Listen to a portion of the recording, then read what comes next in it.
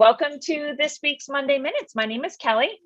And my name is Jessie. And this week we are going to again talk about some new 2105 enhancements that you will see in the next upgrade.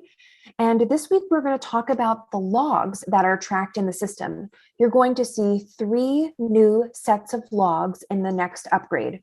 The first will be acquisitions. The second will be the news. And the third will be notices and slips. So Kelly, let's jump in and show them where they're going to see these changes. Absolutely. So this is really fantastic. This will be really helpful to those users that do have access to the logs to see the changes that are happening and to do any detective work if there is something amiss. So we'll head over to the system preferences, and the handiest way that I know to get to all the logs is if you just click that main system preference option and then go over to the left for logs. Then you'd be able to see all the logs here. As I said before, by default, they will need to be turned on. So Jessie mentioned acquisitions, news, and your notices. It's also helpful to know you can also see what logs are turned on when you are actually in the log viewer. So let's pop over there. I'm going to go to Tools, Log Viewer. If your library does not have a specific log turned on, you will see this exclamation point. Oh, that is awesome. I don't remember if this is new in this version or like we did it last. I don't remember, but it's really helpful. So if you think you had it turned on, you come here and you're like, oh, I don't. Oh, right. Because so many times I've come in and run something and I'm like, I don't get any results. And I'm like, really? Do I have it turned off, or is it because I... Absolutely. Absolutely. So since we're going to talk about the acquisitions first, I'll just look at our acquisition log. Now, I just turned mine on today to do some testing to make sure that this all was working well.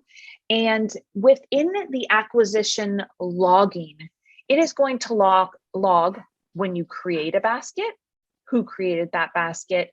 It's going to give you the basket, seller ID, the name of the basket. If I can find that somewhere. This is Holiday Youth here, your billing place, your basket number, the creation date. So you get a lot of information.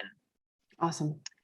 You'll see when and who modified a basket, closed a basket, reopened a basket, and modified a basket. So lots of things are being logged so you can actually see that information. I know down the road, they're looking to log more in acquisitions as well. So this is just the beginning, I believe. Yeah, this is a great start. This is absolutely. Okay, Kelly, let's talk about the news logs now. Absolutely. So we're not going to go very far. We'll just click that news. And you see I'm clicking actions all. Of course, I can choose a different action. I can choose a date range. Once you start collecting a lot of logs, you probably want to go, let's look at the last month and see those changes. But since I just turned mine on, I'm just going to go ahead and look at everything. Now, in this case, we can see that Kelly created an OPAC suggestion instruction. So for those of you that use purchase suggestions, this allows you to put a little message in. If you limit to, let's say, 5 at a time or 3 at a time, or you want to tell them what type of item types they can submit. You know, some people are focused on just, looking for book suggestions and maybe they don't do media, or you do all types. This is a nice way to put a little message in there so they know exactly what they can send through. Absolutely. So again, you're going to be able to see who did it, what module, the action. So add, modify, delete, and then that information. So you can see I added, as Jessie said, an OPAC instruction for suggestions, which is new coming in 2105 as well. The last one we're going to talk about is notices. And I'm actually really excited about the notices, that enhancement for those logs that we're going to see. So yeah, this is fantastic. So any changes that are made to a notice can be compared. So I actually made a change in my check-in notice. So it's going to give me my original and then my changed one. but I can have a side-by-side comparison. If I hit those compare and hit view comparison, it's also up here, compare selected. Both will get me to the same place. You can see old version and new version. So this is similar to, when you manage your stage records, you have the diff view. So the original and then the newer, and then what's new will be highlighted in that green. This is really nice because a lot of times people say, oh, I want to go back to the old message that I have. I don't like the changes that I've made. Now you can go in and just grab that information right away. Yeah, absolutely. Say for the holidays, you change something and you want to go back to that other version of notice. Right. Mm-hmm. Remember, these are only going to start logging as of the time you turn it on.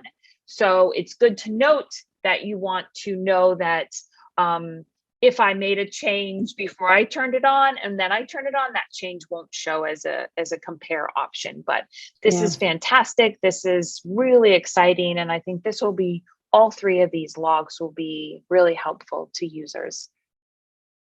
All right, well, just another great enhancement that our users will see in the next upgrade. So if you are the one that goes in and looks at logs, you'll notice these 3 new ones. As always, keep listening every week. We will continue to show you what's coming in those upgrades. And don't forget, were we going to think of the same thing? Don't forget, next week is Koha US. So it is free to online users. So if you want to attend any presentations and watch them online from your comfort of your home or your office, go ahead and do that. We'll put the link in our blog post. And if you are in the Texas area and you want to hang out with Kelly and Jessie, we'll be there all week next week in McKinney. Oh yeah, we'll be doing Monday Minutes Live. So it'll be exciting. Have a great week. Bye.